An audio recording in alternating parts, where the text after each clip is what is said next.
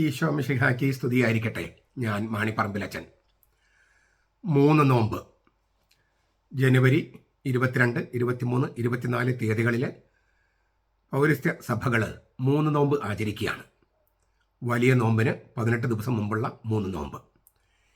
നിനേവയിലെ അസീറിയയുടെ തലസ്ഥാനമായ നിനേവയിലെ യോനായുടെ ശുശ്രൂഷയും അതിനോടനുബന്ധിച്ച് അവർക്ക് വന്ന മാനസാന്തരവും അതൊക്കെയാണ് ഇതിൻ്റെ ചരിത്ര പശ്ചാത്തലം. ഇതിൻ്റെ ചരിത്രവും മറ്റു കാര്യങ്ങളൊക്കെ കഴിഞ്ഞ വർഷം നമ്മൾ ചിന്തിച്ചിട്ടുണ്ട്. അത് താല്പര്യമുള്ളവർ കഴിഞ്ഞ വർഷത്തെ വീഡിയോ നോക്കിയാൽ കിട്ടും. ഈ 3 ദിവസങ്ങൾ 2024 ഈ 3 നോമ്പിൻ്റെ ഈ 3 ദിവസങ്ങൾ നമ്മൾ യോനായുടെ ഗ്രന്ഥത്തിൻ്റെ പശ്ചാത്തലം പഠിക്കാം. ഗ്രന്ഥത്തിലേക്ക് അതിൻ്റെ ഓരോ വാക്കുകളുടെ വ്യാഖ്യാനത്തിലേക്കല്ല, അതിൻ്റെ പൊതുവായ കുറച്ച് കാര്യങ്ങൾ പഠിക്കേണ്ടതുണ്ട്. അതറിഞ്ഞിരുന്നാലേ നമുക്കതിൻ്റെ വ്യാഖ്യാനം ശരിയായ രീതിയിൽ നമുക്ക് കൊടുക്കാനും പറ്റുള്ളൂ. അപ്പോൾ നമുക്ക് ഈ 3 ദിവസങ്ങൾ ഈ യോന ഗ്രന്ഥത്തിൻ്റെ പശ്ചാത്തലം അറിയാം. ഇന്ന് കുറച്ച് കാര്യങ്ങൾ നമുക്കതിൻ്റെ ശീർഷകം, കഥാസംഗ്രഹം, അത് പ്രാമാണിക പട്ടികയിൽ, അതായത് ബൈബിളിലെ പട്ടികയിൽ അതിൻ്റെ സ്ഥാനം എങ്ങനെയാണ് നിശ്ചയിച്ചിരിക്കുന്നത്, പിന്നെ ഇതിൻ്റെ രചനാകാലം എപ്പോഴാണ് ഇത് എഴുതപ്പെട്ടത്. നമ്മളിതെല്ലാം പറയുന്നതിന് കാരണം ചില സെമിനാരികളിൽ ഈ ഗ്രന്ഥം പഠിപ്പിക്കുന്നത് ബൈബിളിലെ ചെറുകഥകളുടെ കൂട്ടത്തിലാണ്. The short stories in the Bible. അങ്ങനെ യൂതിത്ത്, 1-2 മക്കബായർ, പിന്നെ തോബിത്ത്, ഈ പുസ്തകം യോനായുടെ പുസ്തകം, അങ്ങനെ പലതും ചെറുകഥകൾ എന്ന മട്ടിലാണ് പഠിപ്പിക്കുന്നത്. അതിന് പല കാരണങ്ങളുണ്ട്. നമ്മൾ ഇതൊക്കെ വായിക്കുമ്പോൾ നമ്മുടെ മനസ്സിലുണ്ടാകാവുന്ന ചില ധാരണകളും സംശയങ്ങളും അതിൻ്റെയൊക്കെ വെളിച്ചത്തിലാണ്. അപ്പോൾ നമ്മൾ ഇത്രയും കുറച്ച് പശ്ചാത്തലങ്ങൾ നമുക്ക് ഇന്ന് മനസ്സിലാക്കാം. യോന ഗ്രന്ഥത്തിൻ്റെ അതിൻ്റെ 1-ാമത്തെ ഭാഗമാണ് ഇന്ന്. നാളെ 2-ാം ഭാഗം, മറ്റന്നാൾ 3-ാം ഭാഗം. മതങ്ങൾക്കപ്പുറത്തുള്ള മനുഷ്യത്വം, അങ്ങനെ വേണമെങ്കിൽ ഈ യോന ഗ്രന്ഥത്തിന് ഒരു ശീർഷകമായിട്ട് കൊടുക്കാം. മതത്തിൻ്റെ വേലിക്കെട്ടുകളെ ചാടിക്കടക്കുന്ന ദൈവത്തിൻ്റെ തീരാകാരുണ്യം, അങ്ങനെയും വേണമെങ്കിൽ ഒരു ഉപശീർഷകമാകാം. വാസ്തവത്തിൽ ഈ വിപ്ലവം പ്രഖ്യാപിച്ചത് ഒരു യഹൂദ പ്രവാചകനാണ്, യോന. ഈ ഏകസത്യ ദൈവത്തിൽ വിശ്വസിക്കുന്ന ഒരു പ്രവാചകനാണ് പറയുന്നത്, മതത്തിൻ്റെ വേലിക്കെട്ടുകളെ ചാടിക്കടക്കുന്നതാണ് ദൈവത്തിൻ്റെ കാരുണ്യം, തീരാകാരുണ്യം. അതിനാൽ അപ്പുറത്തേക്ക് മനുഷ്യത്വം കടന്നു ചെല്ലുന്നതെന്നാണ്. മതങ്ങൾ വേണ്ടെന്നല്ല, മതങ്ങൾ വേണ്ടെന്ന് വെക്കാൻ കഴിയില്ല. മതം വേണ്ടെന്ന് വെക്കാമെന്ന് വിചാരിക്കുന്നത് വെറും മണ്ടത്തരാണ്. കാരണം ദൈവചിന്ത, അതാണ് മതം. ദൈവചിന്തയില്ലാതെ തീവ്രവാദം നടക്കുന്നവർ അത് മതമല്ല. ഞാൻ പല പ്രാവശ്യം പറഞ്ഞിട്ടുണ്ട്. ദൈവചിന്ത മനുഷ്യ മസ്തിഷ്കത്തിൽ കോറിയിട്ടിരിക്കുന്നതാണ്. അതുകൊണ്ട് തന്നെ ഈ ദൈവചിന്ത നമുക്ക് തുടച്ചു മാറ്റാൻ കഴിയില്ല. ഇപ്പം നമ്മൾ ഇത് രാഷ്ട്രീയമായിട്ട് ബന്ധപ്പെട്ട കുറച്ച് ആണ് നിൽക്കുന്നത്. ഇപ്പം നമ്മൾ ചില രാജ്യങ്ങളിൽ ഞാൻ ദൈവത്തിൽ വിശ്വസിക്കുന്നില്ല എന്ന് എഴുതി കൊടുത്താൽ അപ്പോൾ മത നികുതിയിൽ നിന്നും ഒഴിവാക്കും. ദൈവത്തിൽ ഞാൻ വിശ്വസിക്കുന്നില്ല എന്ന് എഴുതി കൊടുക്കണം, അപ്പം മതനികുതി നിന്ന് ഒഴിവാക്കുകയാണ്. പിന്നെ ദേശരാഷ്ട്രത്തിന് കൊടുക്കേണ്ട നികുതി കൊടുത്താൽ മതി. അപ്പം മതനികുതിയുണ്ട് രാജ്യങ്ങളിൽ. ഈ നിരീശ്വരവാദം പ്രചരിപ്പിക്കുന്ന രാജ്യങ്ങളിൽ പോലും മതനികുതിയുണ്ട്. ആ മതനികുതിയിൽ നിന്ന് ഒഴിവാക്കണമെങ്കിൽ ദൈവത്തിൽ ഞാൻ വിശ്വസിക്കുന്നില്ല എന്ന് എഴുതി കൊടുക്കണം. അപ്പോൾ ദൈവം ഇല്ലെങ്കിൽ പിന്നെ ഈ വക കാര്യങ്ങൾ വേണ്ടല്ലോ. ഇത് ഞാൻ മുമ്പ് പറഞ്ഞിട്ടുള്ളതാണ്. ഞാൻ പറഞ്ഞു വരുന്നത്, മതമില്ലാത്ത ഒരു അവസ്ഥ ഉണ്ടാകും എന്നൊക്കെ പറഞ്ഞിട്ട് വെറുതെ വിടുവായത്തടിക്കുന്നവരുണ്ട്. അവർക്ക് മനുഷ്യരാരാണെന്നോ മനുഷ്യ മസ്തിഷ്കം എന്താണെന്നോ ശാസ്ത്രം എന്താണെന്നോ യാതൊരു വിവരവും ഇല്ലേ. മതമില്ലാത്ത ജീവൻ, മതമില്ലാത്ത ഒരു കാലം വരും. ഇതൊക്കെ മതമില്ലാത്ത ജീവൻ എന്ന് പറഞ്ഞാലും മതമില്ലാത്ത കാലം വരുമെന്ന് പറഞ്ഞാൽ നമ്മുടെ മനുഷ്യ മസ്തിഷ്കമില്ലാത്ത മനുഷ്യരുണ്ടാകുന്നുള്ള അർത്ഥമാണ്. കമ്പ്യൂട്ടർ മാത്രമായിട്ട് മനുഷ്യരുണ്ടെങ്കിൽ ദൈവചിന്തയുണ്ടെങ്കിൽ മതമുണ്ട്. ആ മതം, എല്ലാ മതങ്ങളും ഒരുപോലെയല്ല, എല്ലാ വിശ്വാസവും ഒരുപോലെയല്ല. എല്ലാ മതങ്ങളും ഒന്നല്ലേ എന്ന് പറയുന്നവരും മണ്ടന്മാരാണ്. എല്ലാ വിശ്വാസവും ഒന്നല്ല, എല്ലാ മതങ്ങളും ഒന്നല്ല. അതൊക്കെ അറിവില്ലാതെ വെറുതെ ഇങ്ങനെ തീർത്തും ഉപരിപ്ലവമായിട്ട് സൂപ്പർഫിഷ്യലായിട്ട് നിൽക്കുന്നവരുടെ വാചകടിയാണ്. അതിൽ നിങ്ങൾ വീണു പോകരുത്. ചുരുക്കത്തിൽ മതങ്ങൾ വേണ്ടെന്നല്ല, മതങ്ങൾക്കപ്പുറത്തേക്ക് മനുഷ്യത്വം കടന്നു ചെല്ലുന്നു എന്നുള്ളതാണ്. യേശുക്രിസ്തു അത് അവതരിപ്പിച്ചിട്ടുണ്ട്. നല്ല സമരക്കാരന്റെ കഥയിൽ വളരെ മനോഹരമായിട്ട് അവതരിപ്പിച്ചിട്ടുണ്ട്. ഇത് പക്ഷേ പഴയ നിയമത്തില് കഠിനമായ ഏകദൈവ വിശ്വാസത്തിൽ വിശ്വസിക്കുന്ന ഒരു യോന പ്രവാചകനാണ് ഇത് പറഞ്ഞെന്നുള്ളതാണ് ഞാനിവിടെ എടുത്തു പറയാൻ ഉദ്ദേശിക്കുന്നത്. അതായത് ഏകദേശം 2800 സംവത്സരങ്ങൾക്ക് മുമ്പ് നമ്മുടെ ഈ അടുത്ത കാലത്ത് മതമേതായാലും മനുഷ്യൻ നന്നായാൽ മതി എന്ന് പറഞ്ഞ ശ്രീനാരായണ ഗുരുവിനെ നവോത്ഥാന നായകൻ എന്നൊക്കെ പറയണേ. ഈ അടുത്ത കാലത്ത് ജീവിച്ചിരുന്ന ആളാണ്. ഇത് 2800 വർഷങ്ങൾക്ക് മുമ്പ് ജീവിച്ചിരുന്ന ഒരു പ്രവാചകനാണ്. മതങ്ങൾക്കപ്പുറത്തേക്ക് മനുഷ്യത്വം പോകുന്നു, അല്ലെങ്കിൽ മതത്തിന്റെ വേലിക്കെട്ടുകൾ ചാടിക്കടക്കുന്ന ദൈവത്തിന്റെ തീരാകാരുണ്യം അതുണ്ട് എന്ന് പ്രഖ്യാപിച്ചത്. അപ്പൊ നവോത്ഥാനം ഈ അടുത്ത കാലത്തൊന്നും ഉണ്ടായതല്ല. ശ്രീനാരായണ ഗുരുവോ അല്ലെങ്കിൽ ഏതെങ്കിലും നമ്മുടെ നാട്ടിലെ നേതാക്കന്മാർ തുടങ്ങിയതൊന്നുമല്ല. 2800 വർഷങ്ങൾക്ക് മുമ്പ് ഒരു യഹൂദ പ്രവാചകൻ അവതരിപ്പിച്ചതാണ്. അദ്ദേഹത്തിന്റെ ജീവിതത്തിലൂടെ, വെറുതെ ചിത്രീകരിക്കില്ല, അദ്ദേഹത്തിന്റെ ജീവിതവും ജീവിതാനുഭവങ്ങളും.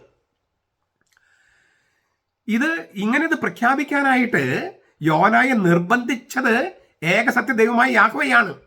ദൈവം തന്നെയാണ് നിർബന്ധിക്കണേ. തനിക്ക് പ്രമാണമായിട്ടുള്ളത് തൻ്റെ മതത്തിന്റെ സിദ്ധാന്തങ്ങൾ മാത്രമെന്ന് വിചാരിക്കുന്ന മനുഷ്യനെ ഒരു വിപ്ലവ ഗാഥ ചൊടിപ്പിക്കുകയാണ്. അങ്ങനെയുള്ളവരുടെ പ്രതിനിധിയാണ് ഈ യോന പുസ്തകത്തില്, കഥയുടെ ആരംഭത്തില് ഈ യോന പ്രവാചകൻ. എന്നാൽ ഏകസത്യ ദൈവത്തെ കണ്ടുമുട്ടുന്നതോടെ, അവന്റെ രഹസ്യം ഗ്രഹിക്കാൻ ആരംഭിക്കുന്നതോടെ യോനാക്ക് മാറ്റം വരികയാണ്. കഠിനമായ ഹൃദയനീറ്റലിലൂടെയും അടങ്ങാത്ത കലിപ്പിലൂടെയുമാണ് യോന ഈ മാറ്റം അംഗീകരിക്കുന്നത്. എളുപ്പമായിരുന്നില്ല. തൻ്റെ ജീവിതത്തിലുണ്ടായ മാറ്റം തന്നെപ്പോലെ ചിന്തിക്കുന്നവരിലേക്കും പകർന്നു നൽകാൻ യോന ഗ്രന്ഥരചന നിർവഹിച്ചു. വിചാരിക്കുന്നതിനും അപ്പുറമാകാം സത്യങ്ങൾ. പ്രവചനങ്ങൾക്കപ്പുറമുള്ള സത്യങ്ങളുണ്ട്. സവിശേഷമായി ദൈവത്തിന്റെ രഹസ്യം എന്ന സത്യം അത് ആവിഷ്കരിക്കാൻ മാനുഷിക ഭാഷയ്ക്ക് പരിമിതിയുണ്ട്. ഈ മാനുഷിക ഭാഷയുടെ പരിമിതികളെ മറികടക്കാൻ മാജിക്കൽ റിയലിസം, നമ്മുടെ ഈ ലാറ്റിൻ അമേരിക്കൻ എഴുത്തുകാരൊക്കെ ഉപയോഗിച്ചിരുന്ന, നമ്മുടെ നാട്ടിലും ചിലർക്ക് ഉപയോഗിച്ചിട്ടുണ്ട്. പത്മരാജന്റെ രചനകൾ, നമ്മുടെ സിനിമാ സംവിധായകൻ അദ്ദേഹത്തിൻ്റെ കുറച്ച് പുസ്തകങ്ങളുണ്ട്. പ്രതിമയും രാജകുമാരിയും ഒക്കെ വായിച്ചാൽ ഒരു മാജിക്കൽ റിയലിസം അങ്ങനത്തെ ഒരു അവസ്ഥയിലേക്ക് എത്തും. അല്ലെങ്കിൽ നമ്മുടെ ആനന്ദിൻ്റെ ഗോവർദ്ധൻ്റെ യാത്ര, അതൊരു പ്രത്യേക തരത്തിലുള്ള ഒരു മാജിക്കൽ റിയലിസം പോലത്തെ ആ തരത്തിലൊക്കെ തുലനം ചെയ്യാവുന്ന തരത്തിലുള്ള ഭാഷയാണ് മാജിക്കൽ റിയലിസം, മാന്ത്രിക യഥാർത്ഥം എന്നൊക്കെ പറയാം. അതായത് നമ്മളെ വേറൊരു ലോകത്തേക്ക് കൂട്ടിക്കൊണ്ടു പോകുന്നൊരു തരം ഭാഷ. അങ്ങനത്തെ ഒരു മാജിക്കൽ റിയലിസത്തിൻ്റെ ഭാഷ യോന പ്രവാചകൻ ഉപയോഗിക്കുകയാണ്. അത് സാധാരണ മനുഷ്യ ജീവിതത്തെക്കാൾ വലുതായ സംഗതികൾ അവതരിപ്പിക്കാൻ വേണ്ടിയിട്ടാണ്. നമ്മൾ ചില സംഗതികൾ കാണുമ്പോൾ ഫാൻറ്റസിയാണ് തോന്നും ചിലപ്പോൾ. പക്ഷെ ഫാൻറ്റസി മാത്രമല്ലല്ലോ അതിനകത്ത് അതിനപ്പുറത്തുള്ള സംഗതികളുണ്ട്. അപ്പോൾ നമ്മൾ കാണുന്ന നോവലിലോ സിനിമയിലോ ഒക്കെ കാണുന്നതിനേക്കാൾ വളരെ ആഴമേറിയതും രൂക്ഷമായതുമായ സംഗതികളാണ്. ഇപ്പം നമ്മുടെ നാട്ടിലോ അല്ലെങ്കിൽ മറ്റു രാജ്യങ്ങളിലേക്കുള്ള ഭരണകൂട ഭീകരത അത് നമുക്ക് അവതരിപ്പിക്കാൻ പരിമിതികളുണ്ട്. നമ്മൾ പിടിച്ച് ജയിലിലിടും. പക്ഷെ ആ ഭരണകൂട ഭീകരത നമ്മൾ ഏതെങ്കിലും ഒരു സിനിമയിൽ അതിൻ്റെ ഒരു 1000 അംശം പോലും നമുക്ക് അവതരിപ്പിക്കാൻ പറ്റുമോ? പറ്റില്ല. അത് യാഥാർത്ഥ്യം, ജീവിതം ഈ സിനിമയിലോ നോവലിലോ കാണുന്നതിനേക്കാളൊക്കെ വളരെ വളരെ എന്താ പറയുക, ഭീകരമാണ്, ആഴമേറിയതാണ്. ഈ അടിത്തട്ടുകൾ, ഇങ്ങനെ അടരുകൾ, അത് നമുക്കെല്ലാം അവതരിപ്പിക്കാൻ കഴിയില്ല. അവിടെയൊക്കെയാണ് ചിലപ്പോൾ ഈ മാജിക്കൽ റിയലിസം ഒക്കെ ഉപയോഗിക്കുന്നത്, ഈ മാർക്കേസ് ഉപയോഗിച്ച ഭാഷ. അത്തരമൊരു ഭാഷയാണ് യോന ഉപയോഗിക്കുന്നത്. അതായത് സാധാരണ മനുഷ്യ ജീവിതത്തെക്കാൾ വലുതായ സംഗതികൾ അങ്ങനെ അവതരിപ്പിച്ചുകൊണ്ടാണ് ഈ ദൈവത്തിന്റെ പ്രവാചകൻ ഈ വിപ്ലവാത്മക സത്യത്തെ ആവിഷ്കരിക്കുന്നത്. അതായത് മതത്തിന്റെ വേലിക്കെട്ടുകൾ ചാടിക്കടക്കുന്ന ദൈവത്തിന്റെ തീരാകാരുണ്യം അത് പറയുമ്പോൾ തന്നെ ആളുകൾ എതിർക്കാൻ വരും. അങ്ങനെ എതിർക്കാൻ വരുമ്പോൾ അതിനെയും ആ എതിർപ്പുകളെയും മറികടക്കാൻ വേണ്ടിയാണ് ഈ മാജിക്കൽ റിയലിസത്തിന്റെ ഭാഷ ഉപയോഗിക്കുന്നത്. അപ്പോൾ പുരാണത്തിന്റെയോ മിത്തിന്റെയോ നോവലയുടെ ഭാഷയാണ് യോന സ്വീകരിച്ചെന്ന് തോന്നാം. അതിനാൽ തന്നെ ഇതൊന്നും ചരിത്രത്തിൽ സംഭവിച്ചതല്ല, ഭാവനയോ സ്വപ്നമോ ആണ് എന്നൊക്കെ ചിലർ വിലയിരുത്തിയിട്ടുണ്ട്. നാം അനുഭവിക്കാത്ത ജീവിതങ്ങളെല്ലാം നമുക്ക് വെറും കെട്ടുകഥകൾ മാത്രമാണ്, അല്ലേ? നമ്മൾ ജീവിച്ചാൽ നമുക്ക് തോന്നും ഇതൊക്കെ ശരിയാണ്, അല്ലെങ്കിൽ വെറും കെട്ടകഥയായിട്ട് തോന്നുള്ളൂ. അത്യുന്നതമോ അത്യഗാധമോ ആയ ഭാവനയെ പോലും വെല്ലുന്നതാണ് സത്യം. ദൈവത്തിന്റെ ധർമ്മവും നീതിയും തമ്മിലുള്ള ബന്ധവും ഒരു പ്രഹേളികയാണ്. ഇതൊക്കെ അറിയിക്കാൻ, ആ സത്യത്തിലേക്ക് നമ്മെ ആനയിക്കാൻ ഒരു അത്യുത്തമ കലാരചനയാണ് ഈ യോന പ്രവാചകൻ ചെയ്തിരിക്കുന്നത് അദ്ദേഹത്തിന്റെ ഗ്രന്ഥത്തില്. ഈ ഗ്രന്ഥത്തിന്റെ ശീർഷകം യോന. ഇതൊരു ഹീബ്രു വാക്കാണ്. പ്രാവ്, മാടപ്രാവ് എന്നൊക്കെയാണ് അതിനർത്ഥം. ഗ്രീക്കില് യോനാസ്, യോനാസ്. ലത്തീനിൽ യോന, യോനാസ് ഉപയോഗിക്കും. സുറിയാനിയിൽ യൗനാൻ, യൗനാൻ. അറബിയിൽ യൂനുസ്, യൂനുസ്. പേർഷ്യൻ ഭാഷയിൽ യൂനസ്. ഇതൊക്കെയാണ് ഈ യോന എന്ന ഹീബ്രു വാക്കിന്റെ വിവിധ ഭാഷകളിൽ. നമ്മൾ മലയാളത്തിൽ യോന എന്ന ഹീബ്രു വാക്ക് തന്നെയാണ് ഉപയോഗിക്കുന്നത്. നമുക്കിതിൻ്റെ കഥാസംഗ്രഹം ഒന്ന് ആദ്യം കേട്ടിട്ട് നമുക്ക് ഈ ബൈബിളിന്റെ പ്രാമാണിക പട്ടികയിലെ ക്രമത്തിലേക്ക്, അതിൻ്റെ ക്രമം വളരെ പ്രധാനപ്പെട്ടതാണ്, അത് പഠിക്കാം. കഥാസംഗ്രഹം. ദൈവം നൽകിയ ദൗത്യം നിരാകരിച്ച പ്രവാചകന്റെ കഥയാണിത്. അതായത് ദൈവത്തിൽ നിന്ന് ഓടിയൊളിക്കാൻ അദ്ദേഹം കയറിയ കപ്പല് കൊടുങ്കാറ്റിൽ ആടിയുലഞ്ഞു. കപ്പൽ ജോലിക്കാർ അദ്ദേഹത്തെ കടലിലേക്ക് എറിഞ്ഞു. ഒരു വലിയ മത്സ്യം അദ്ദേഹത്തെ വിഴുങ്ങി. എവിടെ നിന്ന് ഓടി രക്ഷപ്പെടാൻ ശ്രമിച്ചുവോ അവിടെ തന്നെ ആ തിമിംഗലം അദ്ദേഹത്തെ ഛർദ്ദിച്ചിട്ടു. നിൽക്കക്കളിയില്ലാതെ ദൈവത്തനുസരിക്കാൻ അദ്ദേഹം തീരുമാനിച്ചു. ഇസ്രായേൽക്കാരുടെ ബദ്ധശത്രുക്കളായ അസീറിയ, ആ അസീറിയയുടെ തലസ്ഥാനമായ നിനവയിൽ പോയി പ്രസംഗിച്ചു. നാശത്തെക്കുറിച്ചുള്ള അദ്ദേഹത്തിന്റെ പ്രസംഗം കേട്ടപാടെ ആ നാട്ടുകാർ അനുതപിച്ച് മാനസാന്തരപ്പെട്ടു. എല്ലാവരും ചാക്കൊടുത്തും ചാരം പൂശിയും ആ പശ്ചാത്താപം പ്രകടിപ്പിച്ചു. അവരുടെ മനസ്സ് കണ്ട് ദൈവം താൻ നിശ്ചയിച്ച ശിക്ഷാവിധി റദ്ദാക്കി. ഇത് പ്രവാചകനെ കോപാകുലനാക്കി. വിജാതീയരുടെ, അന്യമതസ്ഥരുടെ നാശം കാണാൻ കാത്തിരുന്ന പ്രവാചകൻ നിരാശനായി. താൻ പുറജാതക്കാരുടെ മുമ്പിൽ നാണം കെട്ടുമെന്ന് പ്രവാചകൻ പരാതിപ്പെട്ടു. ദൈവം പ്രവാചകന്റെ മനസ്സിനെ ചോദ്യം ചെയ്യുന്നതോടെ കഥ അവസാനിക്കുക. ഈ നമ്മൾ സിനിമ കഥയെല്ലാം പറയുമ്പോഴോ ഇല്ല, ടെയിലൻഡ് എന്ന് പറയും. ടെയിലൻഡ്, ശുഭം. അതായത് ക്ലൈമാക്സ് കഴിഞ്ഞിട്ട് പിന്നെ ടെയിലൻഡ് ഉണ്ട്. ക്ലൈമാക്സ് ഇവിടെ എഴുതിയിട്ടുണ്ട്, ഈ ടെയിലൻഡ് എഴുതിയിട്ടില്ല. ശുഭം എന്നുള്ളത് എഴുതിയിട്ടില്ല. അത് വായിക്കുന്ന ഓരോ വ്യക്തിയും വേണം എഴുതി ചേർക്കാൻ ഈ ശുഭം.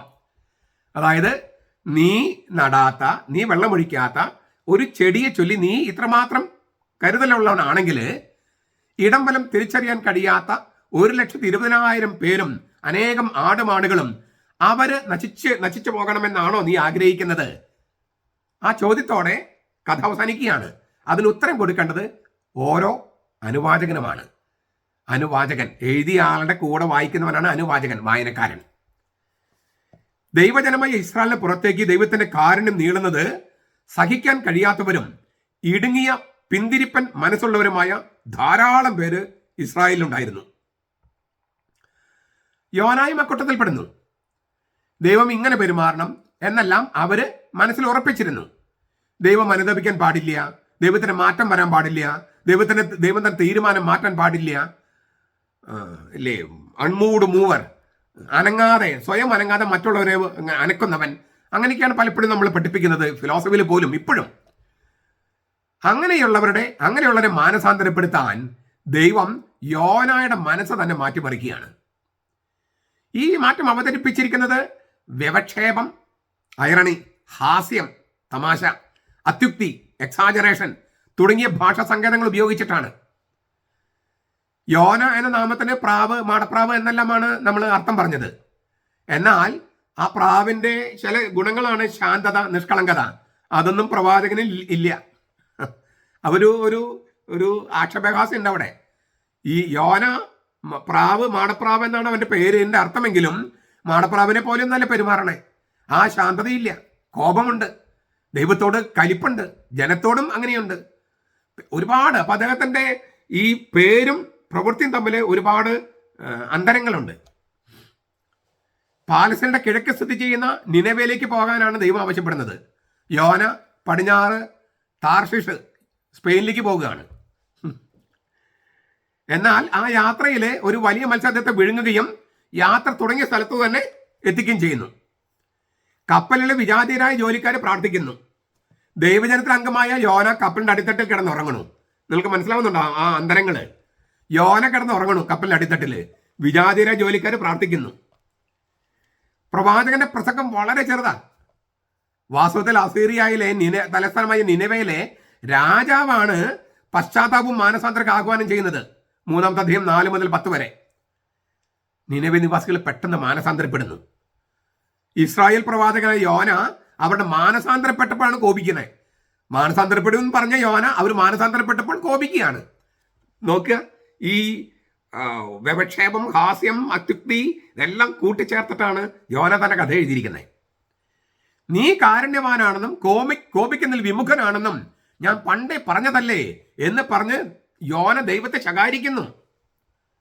ഒരു പാഴ്ചെടിയുടെ കാര്യത്തിൽ പോലും കരുതുള്ള യോന 1,20,000 ആളുകളും നശിച്ചാലും സാരമില്ലെന്ന മട്ടിൽ പെരുമാറണു. നമ്മുടെ നാട്ടില് ഇല്ലേ, ഒരു പട്ടി ചത്താൽ ചോദിക്കാനുണ്ട്, എന്നാൽ മനുഷ്യരെ തല്ലിക്കൊന്നാലും ഒരു പട്ടിയും ചോദിക്കാനില്ല. അങ്ങനെയുള്ള മനുഷ്യരല്ലേ, അതിലൊരാളാണ് ഈ യോന. പക്ഷെ യോനയ്ക്ക് മാറ്റം വരുന്നുണ്ട്, നമ്മുടെ ആളുകൾക്ക് മാറ്റം വരുന്നില്ലെന്ന് മാത്രം. ദൈവജനത്തില് ഇപ്പോഴും പലരുടെയും മാനസിക നിലയാണ് നമ്മൾ ഈ പറഞ്ഞത്. അവരെ പാഠം പഠിപ്പിക്കുകയും അവരോട് മാനസാന്തരപ്പെടാൻ ആവശ്യപ്പെടുകയുമാണ് യോനായും യോന രചന നിർവഹിച്ച അദ്ദേഹത്തിന്റെ ഗ്രന്ഥവും. ഇതൊരു കഥാസംഗ്രഹം ഞാൻ പറഞ്ഞതാണ്. നമുക്ക് ഈ പ്രാമാണിക പട്ടിക എന്ന് പറഞ്ഞാൽ ഈ ബൈബിളിലെ ഗ്രന്ഥങ്ങൾ സ്വീകരിച്ചതിന് ഒരു ക്രമമുണ്ട്. ആ ക്രമം വളരെ പ്രധാനപ്പെട്ടതാണ് യോന പ്രവാചകനെ മനസ്സിലാക്കാനും യോനയുടെ ഗ്രന്ഥം മനസ്സിലാക്കാനും. അപ്പം അതൊന്നും നമുക്ക് നോക്കാം. ഈ യോന പ്രവാചകനും നാഗും അസീറിയയുടെ നാശമാണ് പ്രഖ്യാപിച്ചത്. നാഗും പ്രവാചകനെ കുറിച്ച് നമ്മൾ മുമ്പൊരിക്കൽ കണ്ടിട്ടുണ്ട്. രണ്ട് ശ്രോതാക്കളോടാണ് പറഞ്ഞെന്ന് മാത്രം. അസീറിയയുടെ നാശത്തെക്കുറിച്ച് ഈ യോന പ്രവാചകനും നാഗും പ്രവാചകനും പറഞ്ഞു. പക്ഷേ കേട്ടവർ രണ്ട് ഗണമാണ്. അസീറിയയുടെ തലസ്ഥാനമായ നിനവയിലാണ് യോന പ്രസംഗിച്ചത്. ദക്ഷിണ രാജ്യമായ യഹൂദായിലെ യെറൂസലേം നിവാസികളോടാണ് നാഗും പ്രസംഗിച്ചത്. അസീറിയയുടെ നാശം പറയുന്നത് യഹൂദന്മാരോടാണ്, യെറൂസലേമിലെ നിവാസികളോട്. രണ്ടുപേരും തമ്മിൽ 100 അതിലധികമോ സംവത്സരങ്ങളുടെ വിടവുണ്ട്. നാശത്തെക്കുറിച്ചുള്ള കാഴ്ചപ്പാടിന് അന്തരമുണ്ട്. പശ്ചാത്തപിച്ചാൽ അസീറിയയ്ക്ക് നാശം ഒഴിവാക്കാം എന്നാണ് യോന. അസീറിയയ്ക്ക് ഉന്മൂലനാശം സംഭവിക്കുമെന്ന് നാഗും. എങ്കിലും രണ്ടുപേരും അസീറിയയുടെ നാശം പ്രഖ്യാപിച്ചു എന്ന ദൈവശാസ്ത്ര പ്രമേയത്തിന്റെ സമാന്തരം കണക്കിലെടുത്താണ് പഴയ നിയമത്തിന്റെ ഗ്രീക്ക് വിവർത്തനമായ സെപ്തുജിന്ത്, അതാണ് ആദിമസഭയുടെ ബൈബിൾ ആയിരുന്നത് ഞാൻ പല പ്രാവശ്യം പറഞ്ഞിട്ടുണ്ട്. യോന ഗ്രന്ഥത്തിന് തൊട്ട് പിന്നാലെയാണ് നാഗും പ്രവാചകന് സ്ഥാനം കൊടുത്താണ്. യോനയുടെ ഗ്രന്ഥം കഴിഞ്ഞ് തൊട്ട് താഴെ നാഗും. നാഗും എന്ന് ചിലപ്പോൾ ചിഹ്നപ്പെടുത്താറുണ്ട്. നാഗും. അവ രണ്ടും ഒന്നിച്ച് വായിക്കണമെന്നാണ് ഉദ്ദേശിക്കുന്നത്. യോനയുടെ പ്രസംഗത്തോടെ നിനവെ നിവാസികൾ പശ്ചാത്തപിച്ചു. ദൈവം നാശം റദ്ദ് ചെയ്തു, അവരെ നശിപ്പിക്കുമെന്നുള്ള ആ തീരുമാനം റദ്ദ് ചെയ്തു. എന്നാൽ പുറജാതിക്കാരുടെ പശ്ചാത്തപം അധിക നാളെ നീണ്ടു നിന്നില്ല. അപ്പോൾ ദൈവം നാഗും പ്രവാചകനിലൂടെ അസീറിയയുടെ നാശം പ്രഖ്യാപിച്ചു. അത് സംഭവിച്ചു. ഇതാണ് നാഗും പ്രവാചന ആമുഖത്തിൽ നമ്മളത് സൂചിപ്പിച്ചിട്ടുണ്ടായിരുന്നു. അപ്പോൾ യോന പ്രവാചകൻ കഴിഞ്ഞിട്ട് നാഗം വെച്ചിരിക്കുന്ന കാരണം നമ്മൾ ഈ പറഞ്ഞ സംഗതിയാണ്. ഞാൻ ഈ പറഞ്ഞ സംഗതി ഒന്ന് ആവർത്തിക്കുക. യോനയുടെ പ്രസംഗത്തോടെ നിനവെ നിവാസികൾ പശ്ചാത്തപിച്ചു. അവർക്ക് മേലെ ഉണ്ടാകുമെന്ന് ദൈവം പറഞ്ഞ ആ ശിക്ഷ ദൈവം ക്യാൻസൽ ചെയ്തു, അസാധുവാക്കി, റദ്ദ് ചെയ്തു. എന്നാൽ ഈ നിനവെ നിവാസികളുടെ പശ്ചാത്തപം അധിക നാൾ നീണ്ടു നിന്നില്ല. അപ്പോൾ കുറച്ച് വർഷങ്ങൾ കഴിഞ്ഞപ്പോൾ നാഗും പ്രവാചകനിലൂടെ ദൈവം അസീറിയയുടെ നാശം പ്രഖ്യാപിച്ചു. അങ്ങനെ അസീറിയ നശിച്ചു പോവുകയും ചെയ്തു, ചരിത്രത്തിൽ നശിച്ചു പോവുകയും ചെയ്തു. മസോറട്ടിക് എന്ന് പറഞ്ഞാൽ ഹീബ്രു അതിൻ്റെ കയ്യെഴുത്ത് പ്രതി സൂക്ഷിച്ച ആളുകളാണ് ഈ മസോറട്ടസ് എന്ന് പറയണേ. അവർ ഈ വവ്വലക്ഷരങ്ങൾ, സ്വരാക്ഷരങ്ങളില്ല ഹീബ്രുവിൽ. സ്വരാക്ഷരങ്ങൾ ഇട്ടത് ഈ മസോറട്ടസ് എന്ന് പറയുന്ന ഒരു വിഭാഗം ആളുകളാണ്. അതുകൊണ്ട് അവർ ഈ സ്വരാക്ഷരം വവൽസ് ഉണ്ടല്ലോ, അത് ചേർത്ത ആ ആളുകളെയാണ് മസോറട്ടസ് എന്ന് പറയുക. അവർ ഉപയോഗിച്ച മൗലിക പാഠത്തെയാണ് മസോറട്ടിക് ടെക്സ്റ്റ് എന്ന് പറയുക. അതായത് ഹീബ്രു മൂല പാഠത്തിൽ 12 പ്രവാചകന്മാരുടെ പട്ടികയിൽ 5ാം സ്ഥാനത്താണ് യോന. ഇതിന് പിന്നാലെ മീക്ക, അത് കഴിഞ്ഞിട്ടാണ് നാഗും. ഞാൻ നേരത്തെ പറഞ്ഞത് സെപ്തുജിന്തിലാണ്, ഗ്രീക്ക് തർജ്ജമയിൽ. ഈ ഹീബ്രു മൂലപാഠത്തിൽ യോന, മീക്ക, എന്നിട്ട് നാഗും. യോന ഗ്രന്ഥത്തിൽ വർണ്ണിച്ചിരിക്കുന്ന കഥയ്ക്ക് ചരിത്രപരമായ അടിസ്ഥാനമുണ്ടെന്ന് വ്യക്തമാക്കാൻ വേണ്ടിയാണ് മസറട്ട് ടെക്സ്റ്റിൽ ഈ ക്രമം കൊടുത്തിരിക്കുന്നത്. അതായത് ദൈവശാസ്ത്രപരമായ അടുപ്പം നിമിത്തം അതിന്റെ ചരിത്രപരമായ സ്ഥാനം മാറ്റരുതെന്ന് ഈ പുസ്തകങ്ങൾ ക്രമപ്പെടുത്തിയ അന്നത്തെ ആ പാഠ സംശോധക കമ്മിറ്റിക്ക് താല്പര്യമുണ്ടായിരുന്നു. 12 പ്രവാചകന്മാരുടെ ആകമാനുള്ള ഘടന, ആ ഘടനയ്ക്കും ദൈവശാസ്ത്രത്തിനും യോന ചരിത്രത്തിൽ ചെയ്ത പ്രവൃത്തികൾ ചില മാനങ്ങൾ, ചില ആശയങ്ങൾ, സന്ദേശങ്ങൾ, ചില ചക്രവാളങ്ങൾ സമ്മാനിക്കുന്നുണ്ട്. അപ്പൊ ദൈവം ചരിത്രത്തിൽ ചെയ്ത സംഭവങ്ങളുടെ വ്യാഖ്യാനമാണ് ഈ പ്രവാചക ഗ്രന്ഥങ്ങൾ. ദൈവജനത്തിന്റെ ഭാവിക്ക് പ്രത്യാശ നൽകാൻ വേണ്ടിയാണ് അവരങ്ങനെ ചെയ്തത്. അതിനാൽ ഭൂതകാലത്തെ ചരിത്രം, വർത്തമാനകാലത്തിലെ സംഭവങ്ങൾ, ഭാവിയുടെ പ്രത്യാശ, ഈ 3 ഘടകങ്ങളും ബൈബിളിലെ പ്രവചനത്തിലുണ്ട്.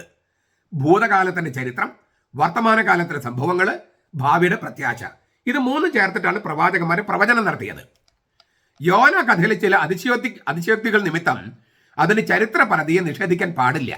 അതുകൊണ്ടാണ് ഈ യോന, മീക്ക, നാഹും, അതായത് മീക്ക ചരിത്രപരമായിട്ട് സംഭവിച്ചതാണ്, നാഹും ചരിത്രപരം സംഭവിച്ചതാണ്, അതുപോലെ തന്നെ യോനായും എന്ന നിഗമനം എടുക്കാൻ വേണ്ടിയാണ് അവർ ഈ ക്രമം തന്നെ കൊടുത്തത്. ചരിത്രത്തിന് വേണ്ടി ദൈവശാസ്ത്രത്തെയോ ദൈവശാസ്ത്രത്തിന് വേണ്ടി ചരിത്രത്തെയോ തള്ളിപ്പറയുകയോ ഒറ്റുകൊടുക്കുകയോ പാടില്ല. 2 ഗ്രന്ഥങ്ങളും, അതായത് യോനയാണെങ്കിലും നാഹുമാണെങ്കിലും അതിൻ്റെതായ ചരിത്രത്തിൽ ദൈവശാസ്ത്രപരമായ നിലപാട് സ്വീകരിക്കുന്നു. ആ ദൈവശാസ്ത്രം ആകട്ടെ അങ്ങേറ്റം ഇടയടുപ്പമുള്ള സംഗതിയാണ്. പശ്ചാത്തപിക്കുവിൻ, ദൈവരാജ്യം സമീപിച്ചിരിക്കുന്നു, അല്ലെങ്കിൽ നാശമടയും. ഇത് യേശു പിന്നീട് പറയുന്നുണ്ട്. അതുതന്നെയാണ് യോനായും നാഹുമും അതിനിടയ്ക്ക് മിക്കായും പറയുന്നത്. ചുരുക്കത്തില് യേശുവിന്റെ രക്തചുരുക്കത്തിന്റെ ഒരു മുന്നാസ്വാദനം ഈ യോന, നാഹും പ്രവചനങ്ങളിലുണ്ട്. യോനായുടെയും നാഹുമിന്റെയും പ്രവചനങ്ങളിലുണ്ട്. യഹൂദരുടെ പാവപരിഹാര ദിനം, യോം കിപ്പുർ എന്ന് പറയുന്ന പാവപരിഹാരം, കിപ്പുർ എന്ന് വെച്ചാൽ പാവപരിഹാരം, യോം എന്ന് വെച്ചാൽ ദിവസം. അങ്ങനെ ലേവ്യരുടെ ഗ്രന്ഥം 16-ാമത്തെ അധ്യായം വായിക്കുക, ഈ പാവപരിഹാര ദിനത്തെ ആചാരങ്ങളും അനുഷ്ഠാനങ്ങളും അറിയാൻ. ഈ പാവപരിഹാര ദിനത്തിൽ ഉച്ച കഴിഞ്ഞ് ലിറ്റർജി ഉണ്ട്. ആ സമയത്ത് യോനയുടെ ഗ്രന്ഥത്തിൽ വായിക്കുന്നു. ഹഫ്താറ എന്ന് പറയുന്ന അതിന്റെ ഭാഗമായിട്ടാണ് ഇത് വായിക്കുന്നത്. ഹഫ്താറ എന്ന് പറഞ്ഞാൽ പ്രവാചക ഗ്രന്ഥങ്ങളിൽ നിന്നുള്ള ചില ഭാഗങ്ങൾ തിരഞ്ഞെടുത്ത് സാബത്തിൽ, സിനഗോഗിലും മറ്റ് തിരുനാൾ അവസരങ്ങളിലും വായിക്കാനായി ചിട്ടപ്പെടുത്തിയിരിക്കുന്ന പഞ്ചാംഗം, അതിനാണ് ഹഫ്താറ എന്ന് പറയണേ. ഹഫ്താറ എന്ന വാക്കിന് വിടവാങ്ങൽ എന്നാണ് അർത്ഥം, ഹഫ്താറ. അപ്പോൾ പാപപരിഹാര ദിനത്തില് യഹൂദന്മാര് ഉച്ച കഴിഞ്ഞുള്ള ലിറ്റർജിയുടെ ഭാഗമായിട്ട് യോന ഗ്രന്ഥം വായിക്കുന്നു. എന്ന് വെച്ചാൽ അത് വളരെ പ്രധാനപ്പെട്ട സംഗതിയായിട്ടാണ് യോന ഗ്രന്ഥത്തെ കാണുന്നത്. ഈ പ്രവാചക ഗ്രന്ഥങ്ങളിൽ നിന്നുള്ള ചില ഭാഗങ്ങൾ തെരഞ്ഞെടുത്ത് സാബത്തിലെ, തിരുനാൾ അവസരങ്ങളിൽ സിനഗോഗിൽ വെച്ച് വായിക്കുക. അങ്ങനെ വായിക്കാൻ വേണ്ടി ചിട്ടപ്പെടുത്തിയ പഞ്ചാംഗം അല്ലെങ്കിൽ വേദപാഠകം, അതിനെയാണ് ഈ ഹഫ്താർ എന്ന് പറയണേ. ആ ഹഫ്താറയിൽ ഒരു വായനയാണ് യോന. എന്ന് വെച്ചാൽ വളരെ സീരിയസ് ആയിട്ടാണ് യഹൂദന്മാര് ഈ ഗ്രന്ഥത്തെ കണ്ടത്. രചനാകാലം എന്നാണ് ഇത് രചിക്കപ്പെട്ടത്. ഇത് വളരെ പ്രധാനപ്പെട്ട സംഗതിയാണെന്ന് ഞാൻ വിചാരിക്കണം, ഈ രചനാകാലം. കാരണം ഞാൻ നേരത്തെ പറഞ്ഞല്ലോ, ചിലരൊക്കെ ഇത് ചെറുകഥയാണ്, നോവലയാണ് എന്നെല്ലാം ഇതിൻ്റെ വില ഇടിച്ച് കാണിക്കുന്നുണ്ട്. അപ്പം അത് കാണിക്കാതിരിക്കാൻ വേണ്ടിയാണ് ഞാൻ ഇത് സൂചിപ്പിക്കുന്നത്. ദൈവത്തിൻ്റെ സ്വന്തം ജനമായ ഇസ്രായേലിന് പുറത്തുള്ള വിജാതിയർക്ക് രക്ഷയുണ്ടെന്ന് പഠിപ്പിക്കുന്ന ഗ്രന്ഥമാണെന്ന് പറഞ്ഞല്ലോ യോനായുടേത്. ഈ നിലപാടിനെയാണ് സാർവജനീനം, എല്ലാ ജനങ്ങളെയും ബാധിക്കുന്നത്, സാർവലൗകികം, എല്ലാ ലോകത്തെയും ബാധിക്കുന്നത്, സാർവജനീനവും സാർവലൗകികമായ മറ്റൊരു വാക്ക് സാർവത്രികത. ഈ രക്ഷയുടെ സാർവത്രികത എല്ലാ ജനങ്ങൾക്കും എല്ലാ ലോകത്തേക്കും അങ്ങനെ നീണ്ടു കിടക്കുന്നത് എന്ന ഒരു നിലപാട്, ആ സാർവത്രികതയുടെ നിലപാടാണ് യോന ഗ്രന്ഥത്തിൻ്റെത്. ഇത്തരം ഒരു ചിന്താരീതി ഇസ്രായേലിൽ വളരെ പ്രബലമായത് BC 5-ാം ശതകത്തിലാണ്. അതായത് ബാബിലോണിയൻ പ്രവാസം കഴിഞ്ഞിട്ട്. അക്കാലയുള്ള നേതാക്കന്മാരായ എസ്ര, നെഹമിയ അവരൊക്കെ ഈ പ്രവണതയ്ക്ക് വിപരീതമായിരുന്നു.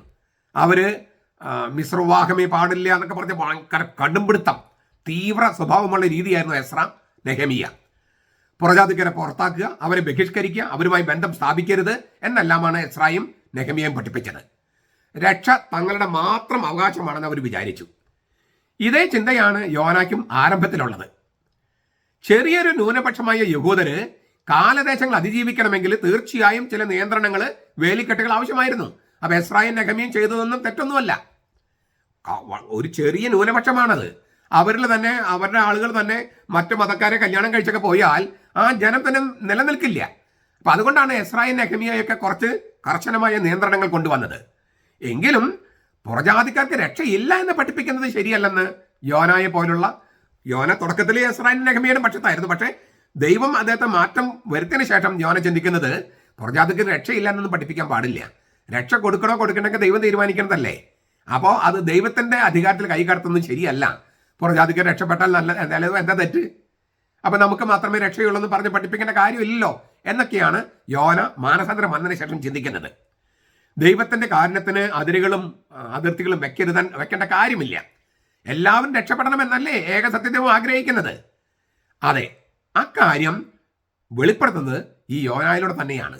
അത് ആദ്യം എസ്ര നെഹമ്യ പോലെ കർശനമായ മതചിട്ടകളുടെ ആളായിരുന്ന യോനാക്ക് മാറ്റം വരുന്നതിലൂടെ ഈ ദൈവത്തിന്റെ രഹസ്യത്തിലേക്ക് ഒരു വെളിപാട് കിട്ടി ദൈവത്തിന്റെ മനസ്സ് വെളിപ്പെടുകയാണ്. അപ്പോൾ ഈ രക്ഷയെക്കുറിച്ചുള്ള കാഴ്ചപ്പാട് തന്നെ കുറെ കൂടി വിശാലമാവുകയാണ്. ഇതാണ് ഞാൻ പറഞ്ഞത്, സാർവത്രികം. അതായത് എല്ലാ ലോകത്തേക്കും എല്ലാ ജനങ്ങളിലേക്കും വ്യാപിക്കേണ്ടതാണ് ഈ ദൈവം കൊണ്ടുവരുന്ന രക്ഷ എന്നുള്ളതാണ്. ഞാൻ പറഞ്ഞല്ലോ, ഈ 5-ാം ശതകത്തിലാണ് ഇങ്ങനെയുള്ള ചില ചിന്തകൾ ഉണ്ടായത്.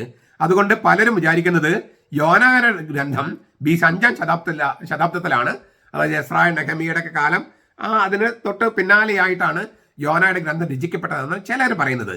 അതിങ്ങനെ പ്രബലമായ ഒരു ചിന്ത അക്കാലത്ത് ഉള്ളതിന്റെ വെളിച്ചത്തിലാണ് ഈ നിഗമനം. അതായത് എസ്രായുടെയും നെഹമ്യയുടെയും കർക്കശമായ സാമുദായിക ബോധത്തിനെതിരെ സാർവത്രികത എന്ന മൂല്യം അവതരിപ്പിക്കാൻ വേണ്ടിയാണത്രേ യോന അങ്ങനെ തൂലിക ചലിപ്പിച്ചത്. ഈ ഗ്രന്ഥത്തിൽ കാണുന്ന അരാമിയ വാക്കുകൾ സൂചിപ്പിക്കുന്നതും പ്രവാസത്തിന് ശേഷമുള്ള ഒരു കാലയളവിലേക്കാണെന്ന് ഈ വേദശാസ്ത്രികൾ ചൂണ്ടിക്കാട്ടുന്നു. അത് ശരിയാണെങ്കിൽ നാഹും യോന ഗ്രന്ഥങ്ങൾ തമ്മിലുള്ള സംഘർഷം തന്നെ ഒഴിവാകുമെന്നാണ് പറയണേ. യോനയുടെ കാലയളവിന് മുമ്പ് ദൗത്യ നിർവഹണം നടത്തിയ നാഹും അസീറിയയുടെ നാശം പ്രഖ്യാപിച്ചു. പിന്നാലെ വന്ന യോനായും അസീറിയയുടെ നാശം പ്രഖ്യാപിച്ചു. എന്നാൽ പശ്ചാത്തപിച്ചാൽ ആ നാശം റദ്ദ് ചെയ്യാനുള്ള സാധ്യതയുണ്ടെന്ന് പ്രത്യാശ നൽകി. നീതിയുടെ മേൽ കരുണ വിജയിക്കുമെന്ന സന്ദേശം നൽകി. ഇതാണ് ഇങ്ങനെയുള്ള ഒരു സാർവത്രിക ചിന്ത ഇസ്രായേൽ സമൂഹത്തിൽ ഉണ്ടായത് 5-ാം ശതാബ്ദത്തിലായതുകൊണ്ട്, BC 5-ാം ശതാബ്ദത്തിലായതുകൊണ്ട് യോനയുടെ ഗ്രന്ഥവും രചിക്കപ്പെട്ടത് 5-ാം ശതാബ്ദത്തിലായിരിക്കും എന്ന് ഒരു നിഗമനമാണ് ഇവര് ഈ ഗ്രന്ഥകാരന്മാരെടുത്തത്. എന്നാൽ BC 9-8 ശതാബ്ദങ്ങളിൽ ജീവിച്ചിരുന്ന യോവേൽ പ്രവാചകൻ അദ്ദേഹത്തിന്റെ കാലയളവിലോ 6-ാം ശതാബ്ദം ജീവിച്ചിരുന്ന ജെറമിയ, എസക്കിയേൽ പ്രവാചകൻ എന്നിവരുടെ കാലയളവിലോ ആണ് യോന ജീവിച്ചിരുന്നതെന്ന അഭിപ്രായമുണ്ട്. ഈ അഭിപ്രായത്തിലാണ് കുറച്ച് ഊന്നൽ കൂടുതൽ. യോവേൽ പ്രവാചകന്റെ ഗ്രന്ഥം 2:13, ജെറമിയ പ്രവാചകന്റെ ഗ്രന്ഥം 18:7-8, എസക്കിയേൽ 33:11 ഇതൊക്കെ ഒന്ന് വായിച്ചു നോക്കിയാൽ ഏതാണ്ട് അതേ കാലയളവിലാണ് യോന ജീവിച്ചിരുന്നത് എന്ന് ഊഹിക്കാൻ പറ്റും. BC 8-ാം ശതകത്തില് ഇസ്രായേൽ ഭരിച്ചിരുന്ന ജെറോബവാം എന്നൊക്കെ പറയും ഇംഗ്ലീഷിൽ. ജെറബയാം രണ്ടാമൻ, അദ്ദേഹത്തിന്റെ കാലയളവ് BC 793 മുതൽ BC 753 വരെയാണ്. BC 793 മുതൽ BC 753 വരെ ഈ ഇസ്രായേൽ ഭരിച്ചിരുന്ന ഈ യെരബയാം രാജാവിന്റെ കാലത്ത് അമിത്തായിയുടെ മകനായ യോന 2 രാജാക്കന്മാര് 14-25 അങ്ങനെ ഒരു വാക്കുണ്ട് അവിടെ. അമിത്തായിയുടെ മകനായ യോന തന്നെയാണ് ഈ യോന ഗ്രന്ഥം രചിച്ച പ്രവാചകനായ യോന എന്നാണ് പറയുന്നത്. അങ്ങനെയാണെങ്കിൽ അദ്ദേഹം രചന നിർവഹിച്ചത് BC 8-ാം ശതാബ്ദത്തിലാണ്. ഏതായാലും BC 200 മുമ്പ് യോനയുടെ ഗ്രന്ഥം 12 പ്രവാചക ഗ്രന്ഥങ്ങൾ സ്ഥാനം പിടിച്ചു എന്നതിന് തെളിവ് ലഭിച്ചിട്ടുണ്ട്. ഏതാ തെളിവ്? പ്രഭാഷകന്റെ പുസ്തകത്തിൽ 49:10. പ്രഭാഷകന്റെ പുസ്തകം എഴുതപ്പെട്ടത് 200 മുമ്പാണ്, BC 200 മുമ്പ്. അതിൽ തന്നെ യോനയുടെ ഗ്രന്ഥം പ്രവാചക ഗ്രന്ഥങ്ങളിൽ ഉണ്ടെന്ന് എഴുതിയിട്ടുണ്ട്. ഒരു ഗ്രന്ഥം ഈ സഭയിൽ ബൈബിളിൽ പ്രവേശിക്കണമെങ്കിൽ കുറെ വർഷങ്ങൾ അത് ഉപയോഗിക്കണം. അതായത് വിശ്വാസി സമൂഹം അത് ഉപയോഗിച്ചിരുന്നെങ്കിൽ ആ മാനദണ്ഡം ഉപയോഗിച്ചിട്ടാണ് അത് ബൈബിളിലേക്ക് സ്വീകരിച്ചത്. ഞാൻ അതൊന്നുകൂടി പറയാം. സഭാസമൂഹം, വിശ്വാസ സമൂഹം ഒരു ഗ്രന്ഥം അവരുടെ ലിറ്റർജിക്കും മറ്റു കാര്യങ്ങൾക്കും വേണ്ടി ഉപയോഗിച്ചിരുന്നോ ഇല്ലയോ, അതിന്റെ അടിസ്ഥാനത്തിലാണ് ഈ ഒരു ഗ്രന്ഥം അവരുടെ വേദഗ്രന്ഥത്തിൽ വേണോ വേണ്ടയോ തീരുമാനിച്ചിരുന്നത്. അപ്പോൾ BC 200 ഈ യോനായുടെ ഗ്രന്ഥം കാനോനിക ഗ്രന്ഥത്തിൽ പ്രാമാണിക പട്ടികയിൽ പ്രവേശിച്ചു എന്ന് പറഞ്ഞാൽ അതിനു മുമ്പൊരു 300-500 വർഷങ്ങൾ ഈ ഗ്രന്ഥം ഉപയോഗിച്ചിരുന്നു, അതായത് സമുദായം ഉപയോഗിച്ചിരുന്നു എന്ന് ഊഹിക്കണം. അങ്ങനെ 300-400-500 വർഷങ്ങൾ ഉപയോഗിച്ച ഒരു ഗ്രന്ഥമേ വേദഗ്രന്ഥമായിട്ട് സ്വീകരിക്കൂ. ഇപ്പൊ നമ്മൾ ചിലപ്പോൾ ചില ആൾക്കാർ ചോദിക്കില്ലേ, ഇപ്പൊ ഒരു ബൈബിളിന്റെ കയ്യെഴുത്ത് പ്രതി, വളരെ പ്രാചീനമായ കയ്യെഴുത്ത് പ്രതി കിട്ടി, ബൈബിളിൽ ഇല്ലാത്ത ഒരു ഗ്രന്ഥത്തിന്റെ കയ്യെഴുത്ത് പ്രതി കിട്ടിയാൽ ബൈബിളിലേക്ക് അത് ചേർക്കുമോ? ചേർക്കില്ല. എന്താ ചേർക്കാത്തത്? അതിന്റെ പ്രാചീനത നോക്കിയിട്ട് മാത്രം ചേർക്കാൻ പറ്റില്ല. അത് ഏതെങ്കിലും വിശ്വാസി സമൂഹം ഉപയോഗിച്ചിരുന്നോ ഇല്ലയോ? ഉപയോഗിച്ചിരുന്നെങ്കിൽ ഇപ്പോഴും ഉപയോഗിക്കണ്ടേ? ഗ്രന്ഥം കയ്യിൽ കിട്ടിയില്ലെങ്കിലും അതിന്റെ ഗ്രന്ഥത്തിലെ സംഗതികൾ ഏതെങ്കിലും സമുദായം ഉപയോഗിക്കണ്ടേ? അപ്പോൾ വിശ്വാസി സമൂഹം ഉപയോഗിച്ചിരുന്നോ ഇല്ലയോ, അതിന്റെ വെളിച്ചത്തിലാണ് ഒരു ഗ്രന്ഥം അവരുടെ വേദഗ്രന്ഥത്തിൽ വേണോ വേണ്ടോ തീരുമാനിക്കണേ. നിങ്ങൾക്ക് മനസ്സിലാവുന്നുണ്ടോ? അതിനാൽ യോനായുടെ ഗ്രന്ഥം BC 200 അവരുടെ പ്രാമാണിക പട്ടികയിൽ, ബൈബിളിന്റെ പട്ടികയിൽ സ്ഥാനം പിടിച്ചു എന്ന് പറഞ്ഞാൽ എൻ്റെ അർത്ഥം അതിനു മുമ്പ് BC 200 മുൻപ് ഒരു 300-500 വർഷങ്ങളെങ്കിലും അത് വിശ്വാസി സമുദായം ഉപയോഗിച്ചിരുന്നിരിക്കണം. ആ വ്യവസ്ഥയിലാണ് ബൈബിളിലേക്ക് കയറ്റുള്ളൂ. അങ്ങനെയെങ്കിൽ അതായത് ഇസ്രായേൽ സമുദായത്തിൽ ചിരപ്രതിഷ്ഠ നേടിയ ഒരു ഗ്രന്ഥത്തിനെ പ്രാമാണിക പട്ടികയിൽ സ്ഥാനം കൊടുക്കുള്ളൂ.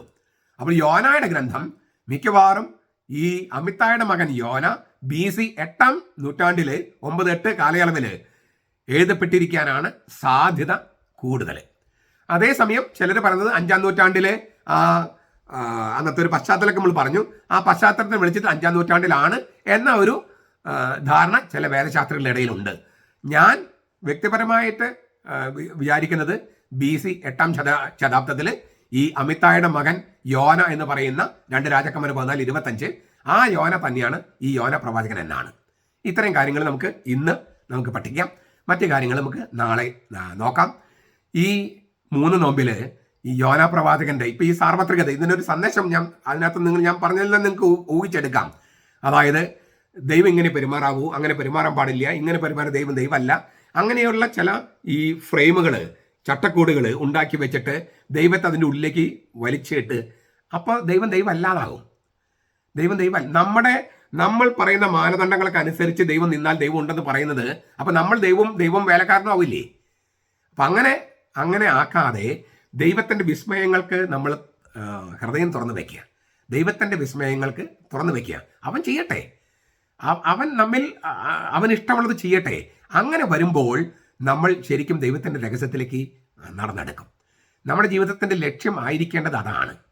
ഈ പലരും എന്നോട് ഇങ്ങനെ പറഞ്ഞു, അച്ചോ ഇത്രയും മനോഹരമായ വ്യാഖ്യാനങ്ങൾ ഇവിടെ ഉണ്ടായിട്ടും വളരെ കുറച്ച് വ്യൂവേഴ്സ് നമുക്കുള്ളൂ. അപ്പം ഞാൻ പറഞ്ഞു, മനുഷ്യരെല്ലാം വേവലാതിപ്പെട്ട് ആകുലതപ്പെട്ട് നടക്കുകയാണ്. സാമ്പത്തിക തകർച്ച, കൃഷി മോശം, ഭരണകൂടങ്ങൾ നമ്മൾ ശ്രദ്ധിക്കുന്നേ ഇല്ല, അവർക്ക് മറ്റു പല ചിന്തകളൊക്കെയാണ് താല്പര്യം, സാധാരണ മനുഷ്യൻ്റെ രീതികൾ നോക്കുന്നില്ല, കുട്ടികളുടെ ഭാവി, വിദ്യാഭ്യാസം, ജോലിയില്ലായ്മ, പിന്നെ അങ്ങനെ 100,000 പ്രശ്നങ്ങൾ, രോഗം, ഒന്നിനു പുറകെ രോഗം. അപ്പോൾ നമ്മുടെ നാട്ടിൽ കേരളത്തിലാണെങ്കിൽ ഏത് രോഗം ആദ്യം വരുന്നത് നമ്മുടെ നാട്ടിലായി. അങ്ങനെയാണ് വന്നിരിക്കുന്നത്. ഞാൻ വിചാരിക്കുന്നത് ഈ കിണറും കക്കൂസും തമ്മിലുള്ള നമ്മുടെ ദൂരം വളരെ കുറവാണ് നമ്മുടെ കേരളത്തിൽ. അതുകൊണ്ട് ശുദ്ധമായ വെള്ളമുണ്ടോ എന്ന് എനിക്ക് സംശയമുണ്ട്, ശുദ്ധവായു ഉണ്ടോ സംശയമുണ്ട്. വാസ്തവത്തിൽ ഇപ്പം 28, അതായത് 3 കോടിയോളം അടുത്ത ആളുകളുണ്ട് ബോംബെ നഗരത്തിൽ, മുംബൈ 3 കോടി, നമ്മൾ 3.5 കോടി. ഈ 3 കോടി ജനങ്ങൾക്ക് അവിടെ വാട്ടർ സപ്ലൈ ഉണ്ട് മുടങ്ങാതെ ബോംബെ നഗരത്തിൽ, മുംബൈ നഗരത്തിൽ. നമ്മുടെ ഇവിടെ 43 നദികളും മറ്റുമുണ്ട്. നമുക്ക് മുടങ്ങാതെ വെള്ളം കിട്ടുകയാണെങ്കിൽ ഓരോ വീട്ടിലും കിണറിൻ്റെ ആവശ്യമുണ്ടോ? ഇല്ല. അപ്പോൾ ടോയ്ലറ്റുകളുടെ വെള്ളം കിണറിൽ വന്ന് അങ്ങനെ അശുദ്ധമാകുമോ? ഇല്ല. ഞാൻ പറഞ്ഞു വരുന്നത്, ഇങ്ങനെ ഒരുപാട് കാര്യങ്ങൾ മനുഷ്യരെ അസ്വസ്ഥപ്പെടുത്തുന്നുണ്ട്. ഇതെല്ലാം കൂടി അവർ ഭ്രാന്തി പിടിച്ചിരിക്കുക. അപ്പോഴാണോ ബൈബിളിൻ്റെ ആഴമേറിയ പ്രബോധനത്തിലേക്ക് പോകുക. അതിനാൽ അവർ ഇതിനെല്ലാം ഒരു മുട്ടുശാന്തി കിട്ടുന്ന, പെട്ടെന്ന് രോഗശാന്തി കിട്ടുന്ന, പെട്ടെന്ന് തകർച്ചയിൽ കയറാൻ സാധിക്കുന്ന അങ്ങനെയുള്ള പ്രസംഗങ്ങളുടെ പിന്നാലെ പോകും. അത് സ്വാഭാവികമാണ്. നമ്മൾ അവരെ കുറ്റപ്പെടുത്തിയിട്ട് കാര്യമില്ല. പക്ഷേ എത്രയൊക്കെ നമ്മൾ രോഗം അകറ്റിയാലും നമ്മൾ മരിക്കില്ലേ? പിന്നെ ഈ സാമ്പത്തിക തകർച്ച, മറ്റ് തകർച്ചകളൊക്കെ ശരിക്കും പറഞ്ഞാൽ അതും ആവശ്യമല്ലേ? അല്ലെങ്കിൽ പണത്തെ ദൈവമാക്കി വെക്കില്ലേ? പണമല്ല ദൈവം, ദൈവമാണ് ദൈവം എന്ന ബോധ്യം വരാനും ഇത് ആവശ്യമല്ലേ? അപ്പം നമ്മൾ തകർച്ച എന്ന് പറയുന്നതും ഒരു അനുഗ്രഹമാണ്. രോഗം എന്ന് പറയുന്നത് ഒരു അനുഗ്രഹമായിട്ട് ഞാൻ മുമ്പ് പറഞ്ഞിട്ടുണ്ട്. എന്താണ്? നിന്റെ ഭൂമി നിനക്ക് ശാശ്വതമായ ഭവനമല്ല എന്ന് നമ്മൾ ഓർമ്മപ്പെടുത്തുകയാണ് രോഗം. അതായത് മരണത്തിൻ്റെ ഒരു മുൻ ആസ്വാദനമാണ് രോഗം. അപ്പം മരണത്തിന് നമ്മൾ ഒരുക്കുകയാണ് രോഗം. തീർച്ചയായിട്ടും രോഗശാന്തി വേണം. എനിക്ക് രോഗം വന്നാലും ഞാൻ ചികിത്സിക്കണം, പ്രാർത്ഥിക്കണം ഒക്കെ വേണം. എങ്കിലും ആത്യന്തികമായി പൗലോസ് എന്താ പറഞ്ഞത്? മരിച്ച് കർത്താവിനോടൊപ്പം ആയിരിക്കാനാണ് എനിക്ക് താല്പര്യം. മരിച്ച് കർത്താവിനോടൊപ്പം ആയിരിക്കാനാണ് എനിക്ക് താല്പര്യം. കാരണം എന്താ? ഇപ്പോഴേ ഞാൻ കർത്താവിൻ്റെ കൂടെയാണ്. അങ്ങനെ കർത്താവിൻ്റെ കൂടെ ആയിരുന്ന് മരിച്ച് എന്നേക്കും കർത്താവിൻ്റെ കൂടെ ആയിരിക്കുക. അങ്ങനെ ഒരു ലക്ഷ്യം നമുക്കുണ്ടെങ്കിൽ ഞാൻ ഈ പറഞ്ഞ നമ്മുടെ വീഡിയോസ് കാണുകയും അത് ചിലതെല്ലാം നമ്മൾ വളരെ നീണ്ടു പോകുന്നതിന് കാരണം ആ വിഷയവുമായിട്ട് ബന്ധപ്പെട്ട് ഒരുപാട് ചോദ്യങ്ങളുണ്ട്. ആ ചോദ്യങ്ങൾക്കെല്ലാം ഉത്തരം കൊടുക്കുകയാണ്. അപ്പോൾ 1.25 മണിക്കൂറൊക്കെ ആർക്ക് കേട്ടിരിക്കാൻ പറ്റുന്ന ചിലരും ചോദിച്ചു. അത് ഒറ്റ ദിവസം കേൾക്കേണ്ടതല്ല. നിങ്ങൾ ആ വിഷയവുമായിട്ട് ബന്ധപ്പെട്ട് അതിന് നോട്ടെടുത്ത് അങ്ങനെ വേണം പോകാൻ. നമ്മൾ ഈ ന്യൂസ് ചാനൽ കണ്ടാലത്തെ ഒരു തരിപ്പുണ്ട്. ഒരു ദിവസത്തെ വാർത്ത കണ്ടു. പക്ഷെ അതിൻ്റെ വാർത്തയുടെ ആയുസ് ആ ഒരു ദിവസം മാത്രമാണ്. നമ്മുടെ ആയുസ് എന്ന് പറയുന്നത് ലോകാവസാനം വരെയാണ്. നമ്മുടെ ഈ വീഡിയോ ഇത് ദൈവവചനമാണ് നമ്മൾ പഠിക്കുന്നത്. ഇതിൻ്റെ ആയുസ് ലോകാവസാനം വരെയാണ്. ന്യൂസ് ചാനലിൻ്റെ ആയുസ് ഒരു ദിവസമാണ്, അല്ലെങ്കിൽ 1 മണിക്കൂറാണ്. അപ്പോൾ നിങ്ങൾക്ക് ഞാനൊന്നും കാണണ്ടെന്നല്ല പറയണേ, ഏത് വേണമെന്ന് നിങ്ങൾ തീരുമാനിക്കുക. എന്നിട്ട് ശാശ്വതമായിരിക്കുന്നത് വചനമാണെങ്കിൽ ആകാശവും ഭൂമിയും കടന്നു പോകുമ്പോൾ എൻ്റെ വചനങ്ങൾ കടന്നു പോകില്ല എന്ന് പറയുന്ന ആ കർത്താവിൻ്റെ വചനത്തിലേക്കുള്ള ഒരു ആവാഹനമാണ് നമ്മുടെ ഈ യൂട്യൂബ് ചാനൽ. അതിലേക്ക് താല്പര്യമുണ്ടെങ്കിൽ വന്ന് നോട്ടെടുത്ത് ഈ സന്ദേശം, ഇപ്പം നമ്മൾ കേട്ട സന്ദേശം, അത് നമ്മൾ തന്നെ ഹൃദയസ്ഥമാക്കി നമ്മൾ മറ്റുള്ളവരോട് പറയുമ്പോൾ അപ്പോൾ ഈ ഏകസത്യ ദൈവത്തിലേക്ക് യോന മറ്റുള്ളവരെ കൊണ്ടുവന്നതുപോലെ നമുക്കും കൊണ്ടുവരാൻ കഴിയും. അത് നൽകുന്ന സന്തോഷം, അത് നൽകുന്ന ആനന്ദം, അതാണ് സദ്വാർത്തയുടെ ആനന്ദം. The joy of the gospel. സദ്വാർത്തയുടെ സുവിശേഷത്തിൻ്റെ ആനന്ദം അത് അനുഭവിക്കാൻ നമുക്ക് ഈ 3 നോമ്പിൻ്റെ 1-ാം ദിവസമായ ഇന്ന് സാധിക്കട്ടെ.